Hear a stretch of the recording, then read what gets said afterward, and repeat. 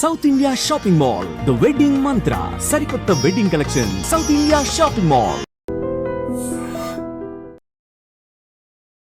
తెల్లవారేసరికి విశాఖ సాగర తీరంలో విషాదకరమైన ఘటన చోటు చేసుకుంది.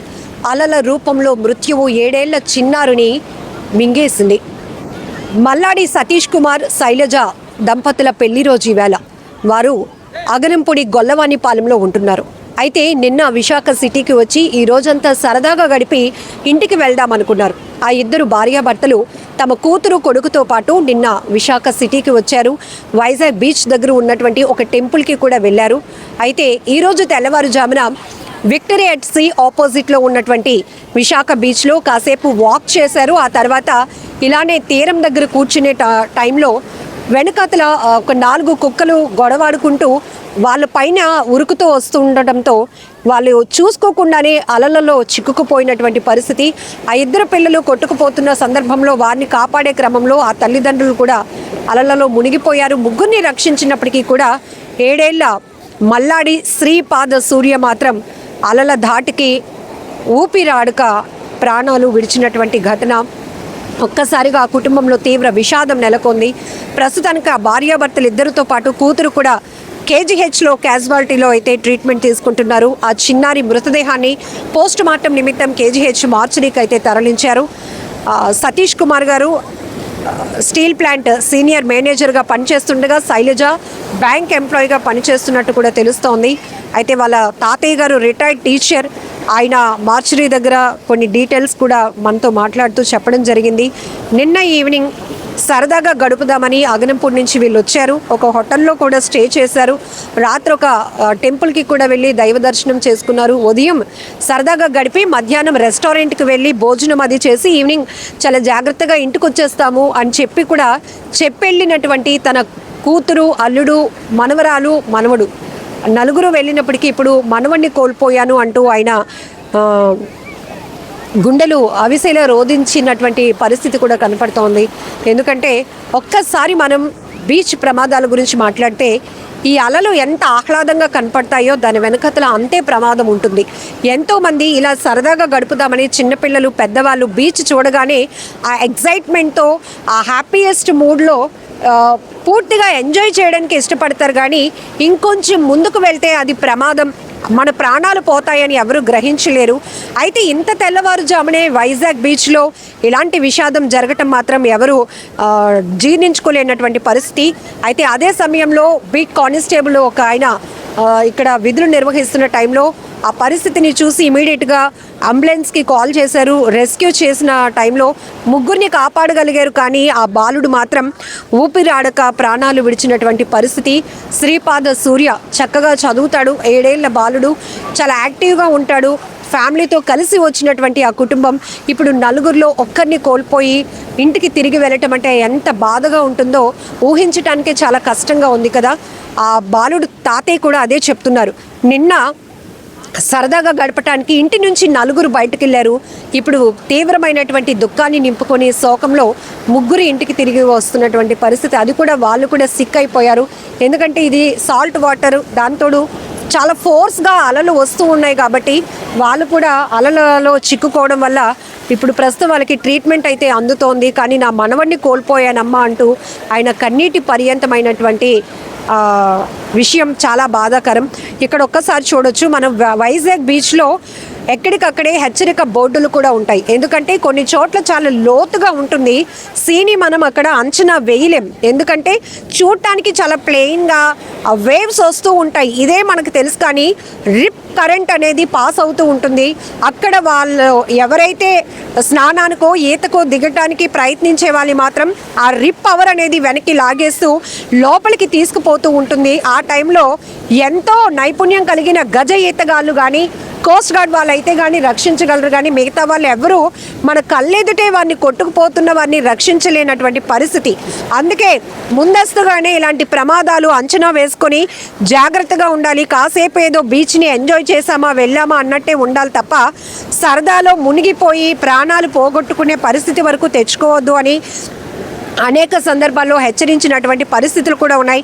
సో మనం కూడా ఐ డ్రీమ్లో చాలా అవేర్నెస్ క్యాంపెయిన్స్ కూడా చేశాం. ఎందుకంటే ఎలాంటి పరిస్థితిలో ఒకరు కాదు ఇద్దరు కాదు పెద్దవాళ్ళు కూడా 4-5 ఒకేసారి అలా లోతులోకి వెళ్తారు స్నానం కోసం, ఒకేసారి కొట్టుకుపోతారు. ఈవెన్ అక్కడ అదృష్టవశాత్తు గజ ఈతగాళ్ళు కానీ కోస్ట్ గార్డ్ సిబ్బంది ఎవరైనా అందుబాటులో ఉంటే వాళ్ళని ప్రొటెక్ట్ చేయగలుగుతారు. లేదు అంటే కళ్ళ ముందే కొట్టుకుపోతున్నా కూడా ఎవరిని కూడా ప్రాణాలకు తెగించి వెళ్ళి రక్షించే పరిస్థితులు ఉండవు. ఇలాంటి సందర్భంలోనే అనేక మంది ఇదే సాగర తీరంలో తమ ప్రాణాలు పోగొట్టుకున్నటువంటి పరిస్థితులు కూడా మనం గతంలో అనేకం చూసాం. ఈవెన్ తూర్పుగోదావరి జిల్లా కడిమిలంకలో కూడా గోదావరిలో ఈతకు దిగి ఎంతోమంది ప్రాణాలు కోల్పోయారు యువకులు. ఆ విషయం మనకందరికీ తెలుసు.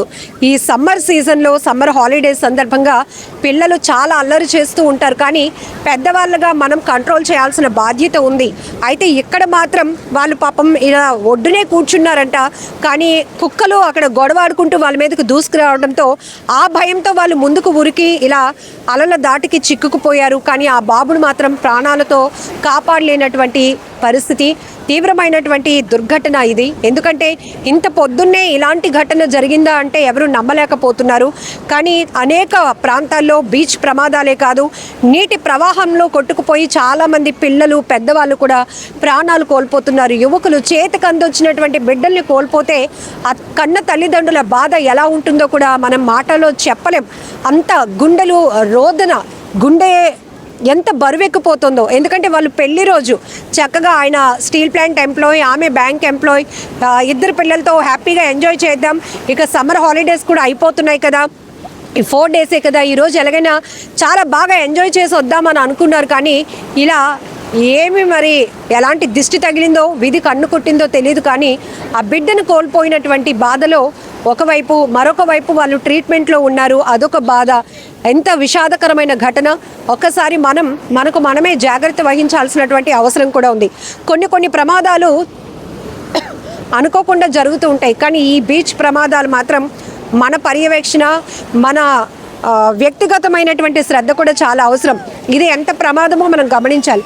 ఇక్కడే మనం చూస్తున్నాం, ఉదయం విక్టరీ అట్ సీ ఆపోజిట్లో ఉన్నటువంటి సాగర తీరంలోనే ఆ చిన్నారి ప్రాణాలు కోల్పోయాడు. ఇక్కడే ఓ కుటుంబంలో తీవ్ర విషాదమైనటువంటి ఘటన నెలకొంది. ఇలా ఫోర్స్గా వస్తున్నటువంటి అలలను మనం ఎప్పటికీ అంచనా వేయలేం. ఇక్కడికి వచ్చిన తర్వాత ప్లెయిన్గా ఉంటుంది కదా, స్నానం చేద్దాంలే, ఇంకొంచెం ముందుకు వెళ్దాంలే అనేటటువంటి ఆలోచనలోనే ఉంటారు. కానీ ఇంకాస్త ముందుకు వెళ్తే అది ఎంత ప్రమాదంగా మారుతుందో, ఆఖరికి ప్రాణాలు తీస్తుందో అనే విషయం మాత్రం చాలామంది గమనించలేరు. ఎక్కడికక్కడే హెచ్చరిక బోర్డులు కూడా ఉంటాయి. ఎందుకంటే అక్కడ లోతైన ప్రాంతాల్లో రిప్ పవర్ జనరేట్ అయిన ప్రాంతాల్లో ఖచ్చితంగా పోలీసులు మాత్రం కోస్టల్లో హెచ్చరిక బోర్డులు ఉన్నప్పటికీ కూడా అవేమి కొంతమంది పట్టించుకోకుండానే ఈ స్నానంలో కావచ్చు, ఈతలో మునిగిపోతూ ఉండి ప్రాణాలు పోగొట్టుకుంటారు. ఏదేమైనా ఈరోజు అలల రూపంలో మృత్యువు ఆ పిల్లాడిని కాటేసింది. ఆ కుటుంబంలో తీవ్ర విషాదాన్ని నింపిందని చెప్పొచ్చు. చాలా బాధాకరమైన ఘటన. ఇలాంటి ప్రమాదాలు జరగకుండా ఉండాలంటే మనం కూడా జాగ్రత్తగా ఉండాల్సిన అవసరం చాలా ఉంది. తెల్లవారేసరికే విశాఖ బీచ్లో విషాదకరమైన ఘటన. 7 ఏళ్ల బాలుడు కన్న తల్లిదండ్రుల ముందే కొట్టుకుపోయినటువంటి విషాద ఘటన. ఆ తల్లిదండ్రులు అసలు గుండెలు అవిసేలా రోధిస్తున్నారు. మరొక వైపు వాళ్ళు కూడా పరిస్థితి బాగాలేదు. 4 కలిసి అమ్మ, నాన్న, అక్క, తమ్ముడు మొత్తం 4 కలిసి సరదాగా బీచ్ కని వెళ్ళారు.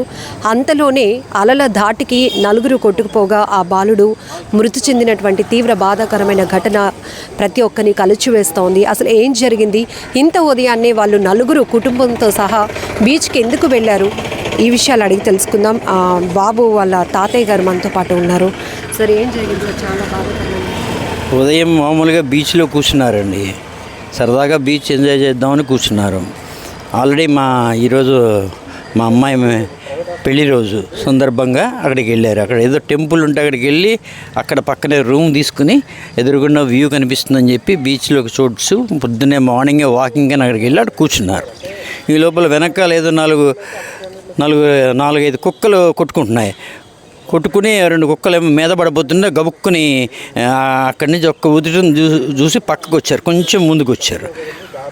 ఈ లోపలే 2 అలలు గబుక్కుని వచ్చి పిల్లలు ఇద్దరిని కొట్టుకుపోతుంటే పెద్దవాళ్ళు కూడా దూకేసేటప్పటికి ఆ పిల్లాడికి మాత్రం చాలా సీరియస్ అయింది. కేజీహెచ్ తీసుకొస్తే బట్ ఈజ్ నో మోర్.